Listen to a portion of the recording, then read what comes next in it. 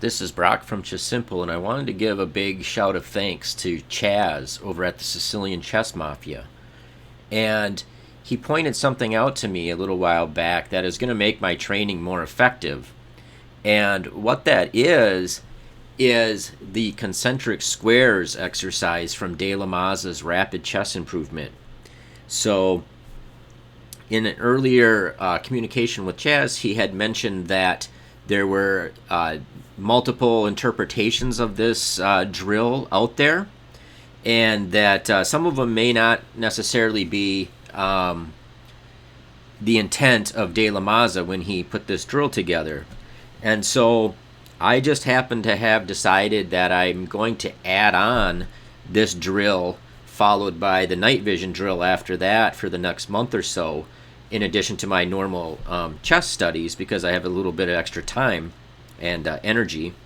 And so what I wanted to do was discuss how I interpret this drill after being alerted by Chaz and actually really looking at it, with a fine-tooth comb.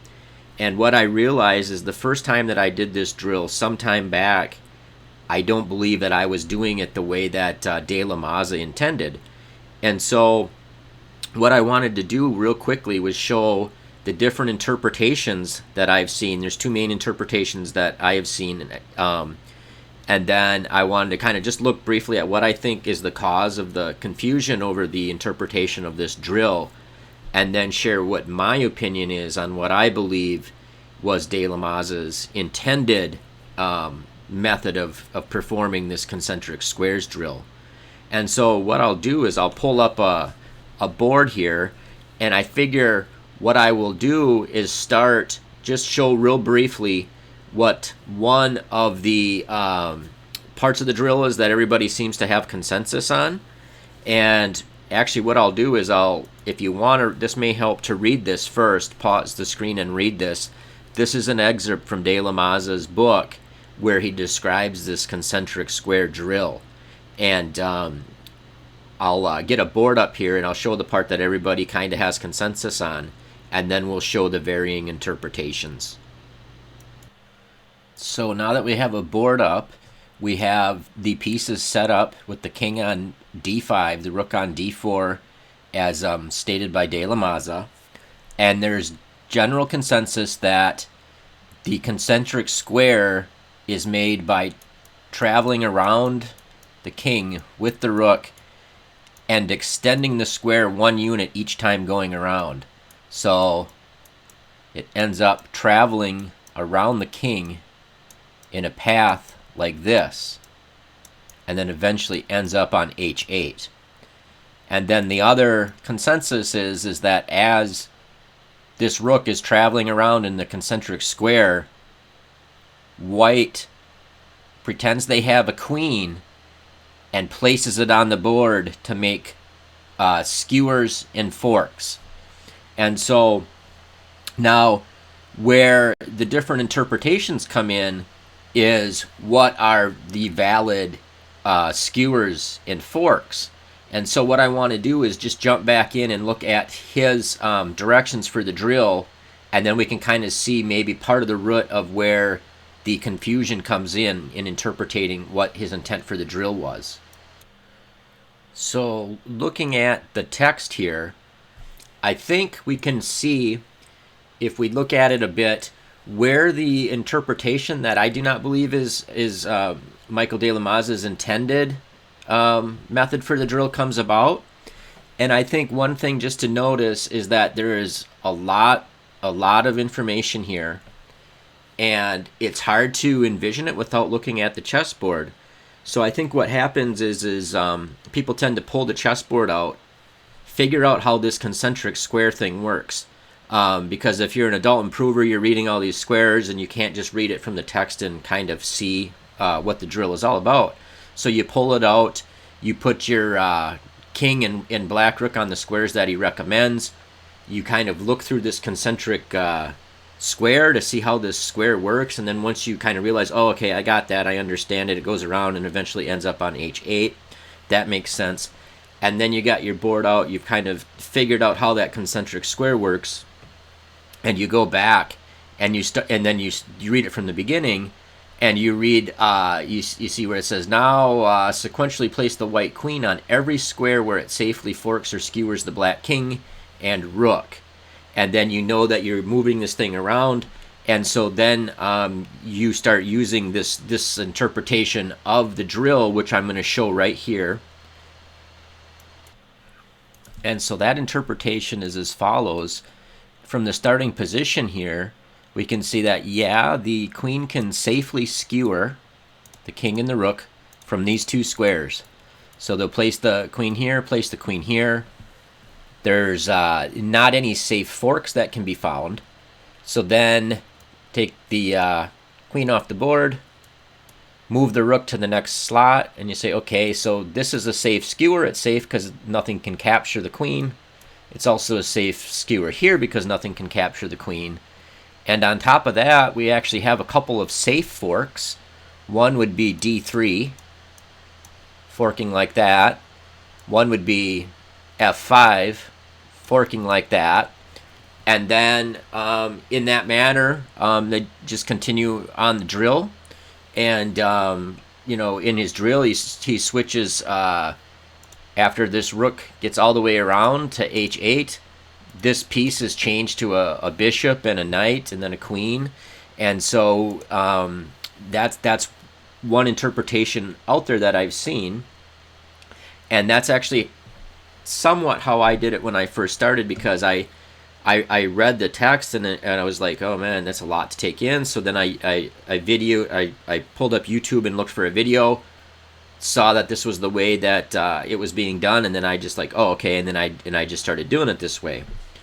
So after Chazz kind of alerted me to the fact that there's these multiple interpretations out there, I kind of went and read everything real detailed, because it did seem weird to me when I was doing this the first time. It seemed like weird that we would make these moves like this fork. It is a fork, and this is a skewer, but it doesn't accomplish anything, because this skewer, if we took the rook, we would lose the queen. And likewise, if we did the fork here, they can either just move the king or they can interpose the rook. So I'm like, well, it doesn't, why are we drilling something that we would never do in a game? I mean, I understand just seeing the vision, but to me, this is just seeing if you can, it's not a lot different than just, can you see a check on the board? And so then I kind of read the language, focused real detailed on the language.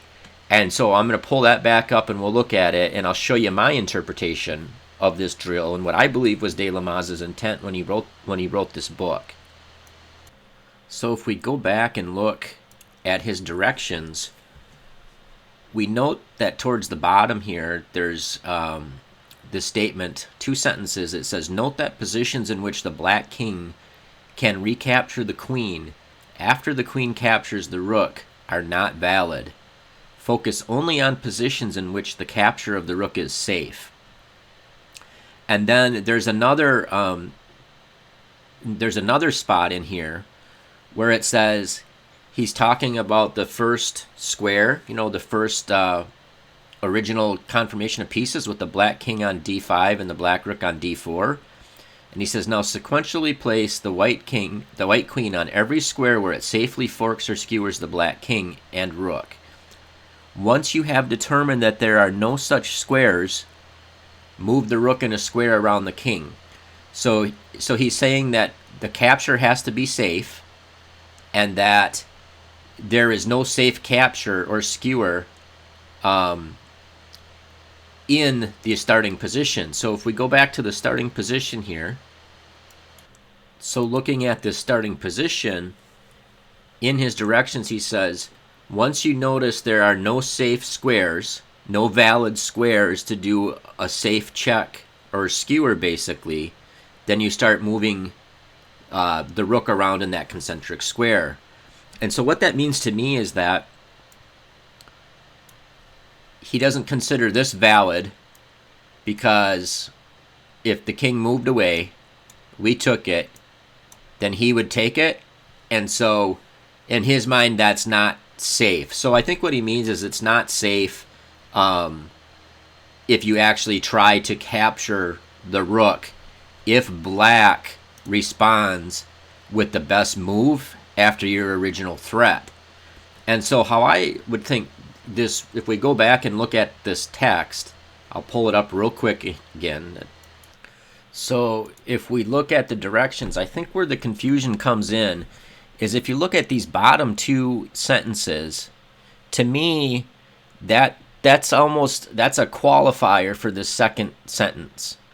And it's almost like it's a footnote because it's so far away from the original sentence that it's trying to qualify. So like, and I can't remember, like it's been 30 years since I've had grammar, or more than that actually, but I know like in a sentence, if there's something like this happens in a sentence, it's called like a misplaced modifier or something like that, where if the element in the sentence you're trying to modify, if you put the modifier too far away, there's confusion as to what you're actually modifying.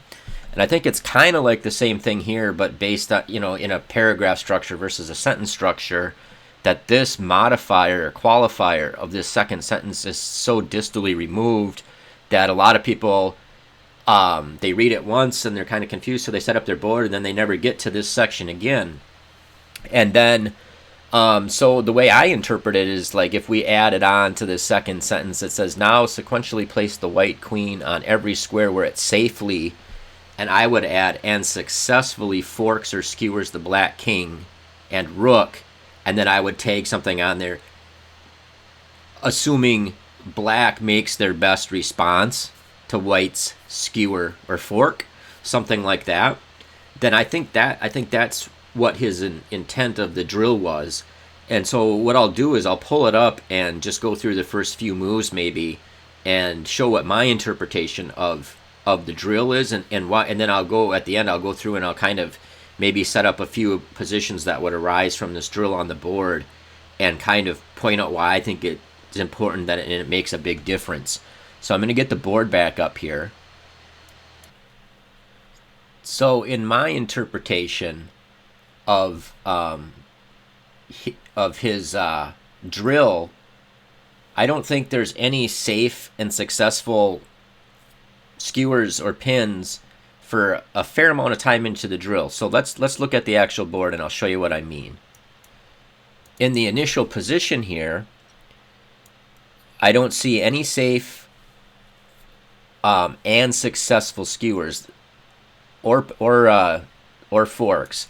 But so this would be a safe skewer, but not a successful skewer, because as long as this king and rook are in contact, no matter what move we make, the king can always slide out of check in either direction, anywhere actually, of these four squares, and still be in contact with the rook. So we'll never be able to take the rook. And this kind of holds true all the way as this goes around until we start to extend the square, until the concentric square enlarges. And even here, one could say, okay, well, there is a safe fork or double attack here, but in this case, it's not successful because black just simply interposes the rook, and we can't take it because the rook is now in contact with the king. So in my eye, with the rook at least, we don't get any positions on the board where we put the queen down and point out a successful pin or skewer until we get to this position right here, and then the skewer is successful from these two squares, b7 and a8, simply because the queen covers e4, and so the black king cannot get into contact with the rook. So if it went either here, we would take, or if it went here, we would take, and it cannot go here. So the way I interpret this drill is that you don't put the queen on the board at all until we get into this position right here, and then we can put the queen here and say skewer, put it here and say skewer. So that's how I interpret this.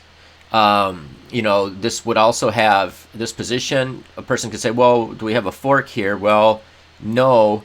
It's a safe fork. We can't be taken. We're not going to lose it. But it's not successful because we cannot. He just moves the king into contact with the rook, and we cannot take the rook. So that is basically my interpretation. And then the thing to notice is that, he has you change this piece to, a bishop, a knight, a queen, and, you do that concentric square with each one of these different pieces. And so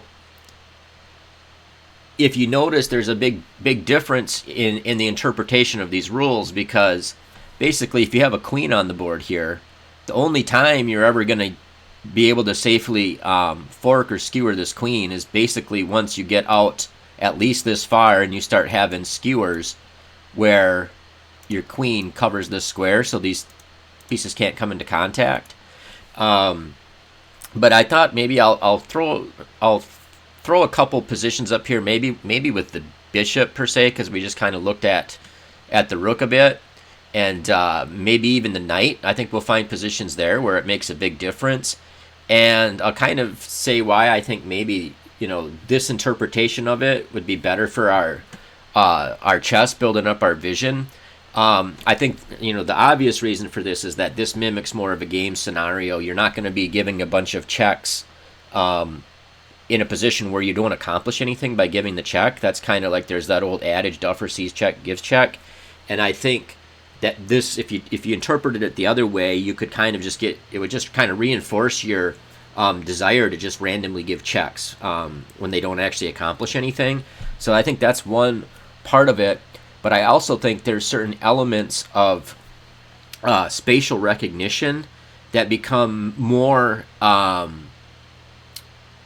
of your natural thinking process if you do this version, this interpretation of the drill. So let me try to find a position like that, and I'll get that set up here.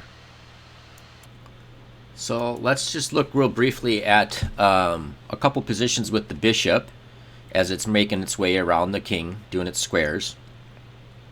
Under the way that I interpret the drill, now, after being alerted by Chazz, I see this as like, okay, it's very hard for white to find a square here that's both safe and successful. Because, okay, if we go here, well, they can interpose the bishop, and now these two pieces are in contact, so we'll never make any progress. If we go here, black would respond like this. Let's see. If we go here, they'll either go here or here.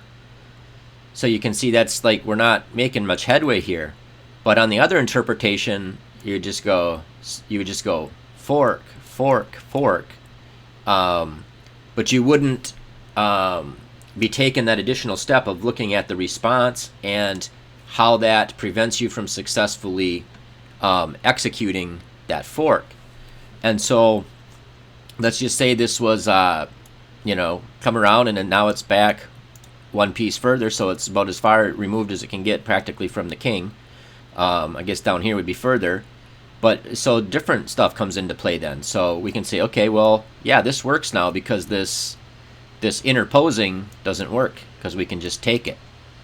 However, what if, under the other interpretation, this would be a successful fork, but under the way that I interpret it now, it's not, because you can interpose.